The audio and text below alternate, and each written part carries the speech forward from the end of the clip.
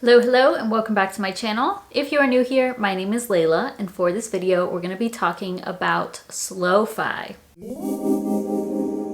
For the last few weeks, I have been creating content around the FIRE movement, or Financial Independence Retire Early. This is actually going to be the final episode of that series. I will continue talking about financial independence since that is the path that I'm going down. I'll still talk about investing in all things finances, of course. But for the varieties of financial independence, this will be the final one. And I saved the best for last, at least the best in my opinion. I believe the term and concept of SlowFi is fairly new, and from my understanding, it was coined by the Pioneers, and I can link their blog down below. And the FIRE movement in general really resonated with me from the beginning, but as soon as I heard about SlowFi, this one stood out to me the most, and I knew that's exactly what I wanted to go after. So I will talk a little bit about SlowFi, what it is, but I'm also going to talk about my journey, which financial independence retire early variety I will be going after. And spoiler alert, it is related to SlowFi. With SlowFi, there are a lot less numbers involved, less rules involved. There's actually no calculation, no number that you would go after if you are pursuing SlowFi. It's more about enjoying the journey. So financial independence, retire early, all of the varieties can be a little bit stressful and time consuming. So it can be really hard to reach your FIRE number. If someone is going after traditional FIRE or even more difficult fat FIRE, you have to save a lot of money in a shorter amount of time so that you can retire early. And maybe that's by the age of 35 or 40, 45, well before traditional retirement age, right? So throughout that time, those 10, 15, maybe 20 years of saving and investing, many people are working really hard. They have a very high savings rate. They may limit what they do with their life because they are focused on saving and investing so much. So they don't travel as much. They don't buy things that they really want to, or there's just more stress around finances in general. Now, I'm not saying that that applies to everybody in the FIRE movement. There are some people who have a really high income who can easily save 80% of their income, no problem. There are some people who do allow a little bit more flexibility and they're happier with less things in their life, or they don't want to travel, things like that. Just like there are different varieties of the FIRE movement, there are also different varieties of people who are pursuing the FIRE movement. There are going to be some people who are much more extreme. So they may bike to work, they may not go and travel whatsoever, never go out to eat, things like that. Or you could be in between where you are still enjoying life a bit. You could be working a job that you actually enjoy, and then you're able to fit in quite a few things that make you happy. With SlowFi, it's really about enjoying the journey, enjoying life as you go. And this also entails designing a life that you really enjoy in the present moment. For many people, when they're on their journey to financial independence, they are not happy. There are happy parts in their life, of course, but working a 9-to-5 job, or maybe even working overtime to reach financial independence faster, can get really draining for people, and you may be miserable for those 15 years, 20 years that you are investing. Now again, as I keep saying, this is not going to apply to everybody who's going after the FIRE movement. There are some people who are okay with their jobs and absolutely fine with sacrificing some things. But for those of you who do not want to sacrifice your happiness for financial independence, SlowFi would be for you. You would be delaying financial independence retire earlier, but you will be much happier. So this could be working at a job that is more enjoyable for you, but maybe less income. Or this could be working part-time so that you have more time at home to do things that you enjoy. This could be taking your business full-time, so exploring entrepreneurship, or taking frequent sabbaticals so that you can travel or explore your passions. All the while, you are putting aside as much money as you can to still live a happy and comfortable life. With SlowFi, you can still retire early, and that's what I love about it. So you would want to calculate a retire early number. You could still utilize the 25x and 4% rule to determine a number, But instead of fully retiring at the age of 40, it may be full retirement at the age of 55. So much later than somebody following traditional FIRE, fat FIRE, lean FIRE, etc. But that whole time you get to really enjoy life. So you may be traveling to some of your dream destinations. You could be working a job that you're truly, truly passionate about. And by the time that you reach your retirement age, you have enough to actually even retire fully, retire early.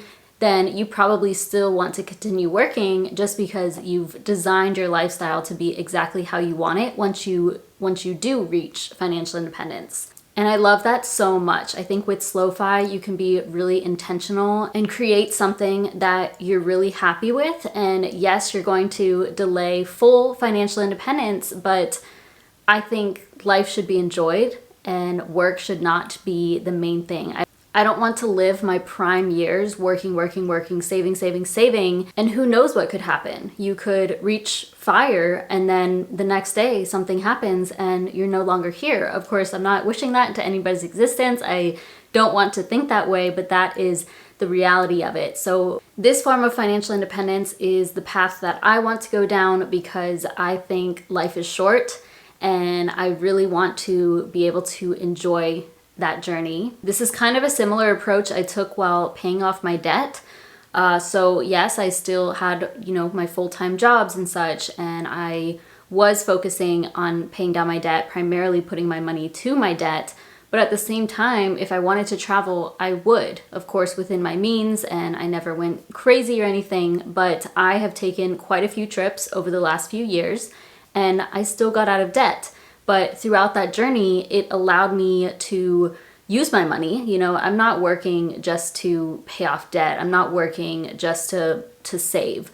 I also want to live. So throughout that journey, I was making progress every single month, but also getting a break and getting to enjoy some of the money that I'm working for. As y'all know, I am not a fan of the beans and rice for every meal, no going out to eat until you're debt-free, all of that stuff, because why? You do not have to be miserable while paying down debt. You do not have to be miserable while working toward financial independence. And I strongly believe in that. I think that flexibility and including things in your life that genuinely make you happy leads to obviously a more fulfilled life and you can just be much happier. I think practicing that also allows you to determine your priorities in life and will make FIRE much better once you actually get there. I have received quite a few questions about what type of FIRE I am pursuing, and I would say that it is Slow-Fi. I can't say that right now I am pursuing this, and that's because if I was pursuing Slow-Fi, I would not be working a corporate job. I would say as of right now, I'm working toward Coast-Fi because I am still working full-time. I have a corporate job. I'm working on my side hustles. You'll know that I've grown that quite a bit over the last few years, and that of course is helping me to invest more.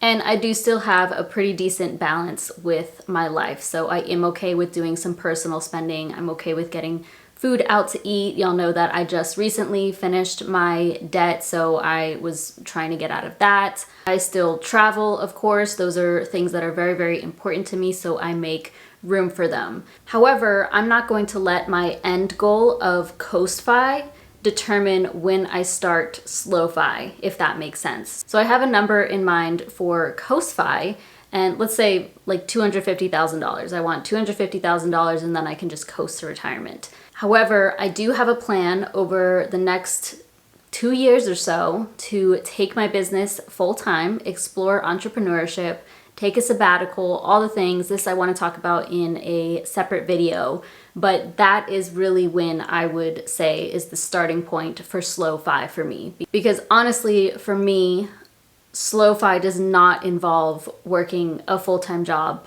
for corporate.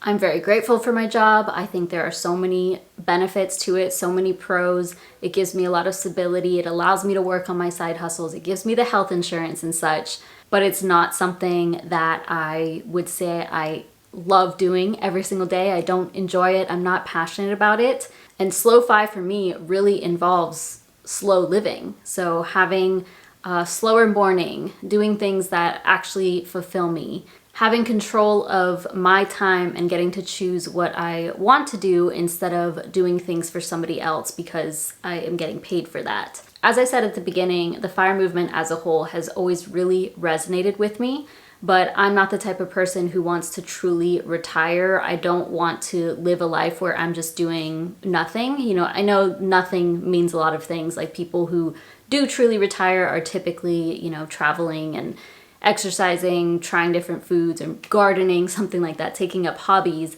But I do see myself working maybe forever, but doing things that I am more passionate about and find much more fulfillment in. So I'm okay with my FIRE age being 55 or later. Of course, if I can reach a couple $1,000,000 before then, that's great. But even if I did reach a FIRE number earlier than 55 or whenever it may be, I would still continue to do something just because that's the way I am. So yeah, slow FI for me literally does mean living a slower life, earning an income from things that fulfill me more, and investing at the same time. So continuing to invest as much as I can, but still making room for travel and purchases that make me happy. I will talk more about my journey, financial independence, and also my sabbatical/entrepreneur journey more in future videos. But for now, that's a little bit on slow FI as well as the path that I am pursuing. Let me know your thoughts on slow FI. Let me know if this is something you would pursue. I think many people can resonate with slow FI, and I hope that this encourages more of y'all to look into the financial independence journey as a whole. But otherwise, thank you so much for watching. Please give this video a thumbs up, subscribe if you haven't already, and I'll see you in my next video.